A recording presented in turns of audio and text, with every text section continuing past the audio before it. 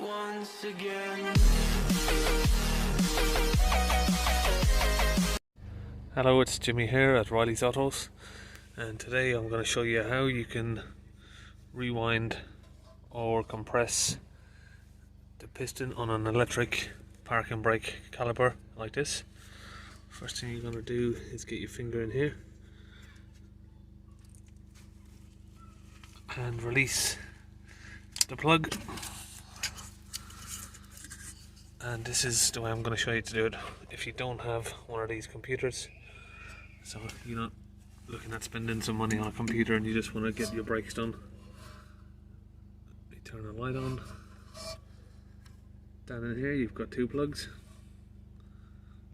What you're going to need is a pair of jump leads or a jump starter pack, and I've made up some wires like this. Cost me a couple of £2. Spade connector and crocodile clip on each end. So I'm going to connect those to my jump leads. You can have those jump leads connected to the battery of the car or a spare battery that you've got beside you here.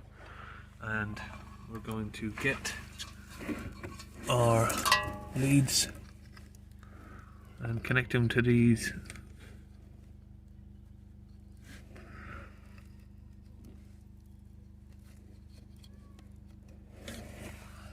leads just like that. So that's 1 and 2. We've got both leads connected. It doesn't really matter which way you put them on from this end. All it's going to do is, if you put them that way, it's going to push the piston out. If you swap them around, it's going to push the piston in. So we're going to figure out which way is what, and we can just swap them around at this end. So at the minute, if we get a screwdriver in and you're trying to compress it, it's not moving. So then you can touch your lead to the live and you'll hear the caliper move. So now that we've attached that to that, you can hear it's come all the way out as far as possible.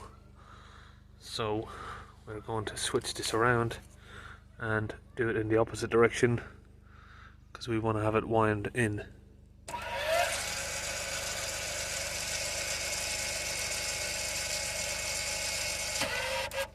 You hear that sound?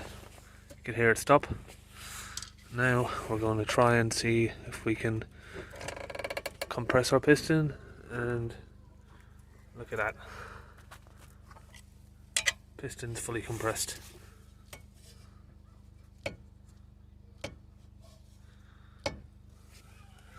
And you wouldn't need to worry about readapting this or anything afterwards. All you've got to do is press your handbrake on and release it, and your caliper and the electric motor will adapt itself back to where it should be. Now you can go ahead and put your brake pads on and remove your clips from here, and of course, as always, make sure your connections don't touch. And we can put our plug back in,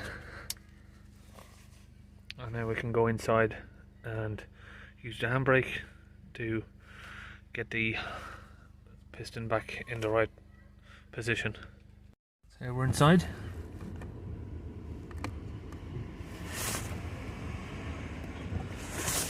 Put the handbrake on, and then we're just going to release it again, and back on, and release 2 times to make it perfect. Now I'm going to show you another way you can do it if you don't have either a battery, jump leads, or you don't have the means of making any of those wires I showed you. You can use just a standard set of splines and spanners. That's all we've got here, these items, and you can get the job done manually without any electrical tools or diagnostics. First thing you're going to do is get your 13mm spanner and open these bolts, top and bottom. once the bolts are off, you can just remove the caliper and turn it around. So we've got 2 bolts here and here. We're going to remove the motor. It's quite quick and simple really. Some people even prefer doing it this way than the hassle of connecting up a computer, because most of the time your computer won't even work if the battery is not good on the car. You'd have to connect a battery charger. So this is what we're going to do here. T30 Torx, and we're going to remove the motor with these 2 bolts. So now we've got the motor removed from the caliper, and in here you'll see this bit is exactly the same as an 8mm spline, 8mm spline socket, so that will fit directly in there.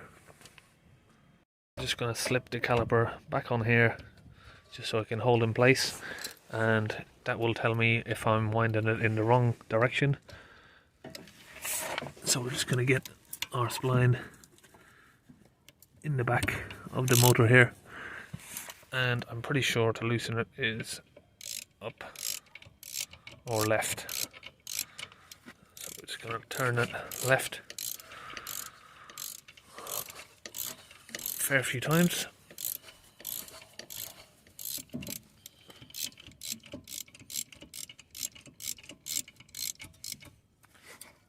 Now we've turned it left, it's come to a lock, so we're at the end. Now we can get a screwdriver in between here and compress. Just going to pull it towards us like this, and that will compress the piston there, as you can see.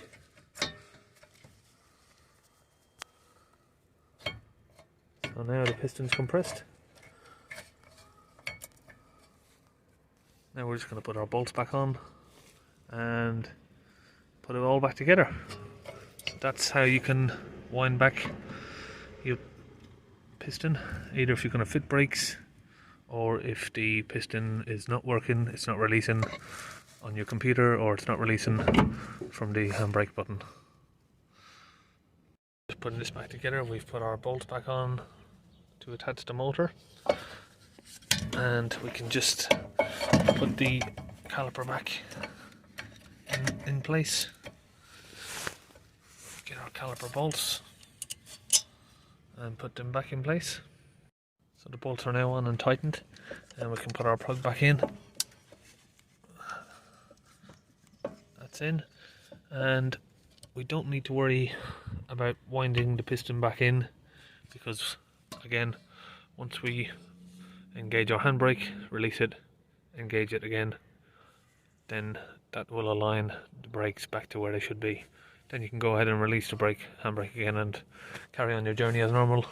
And that's how you can fit your new brake pads to a car with electric parking brake or electric handbrake, electric e-brake.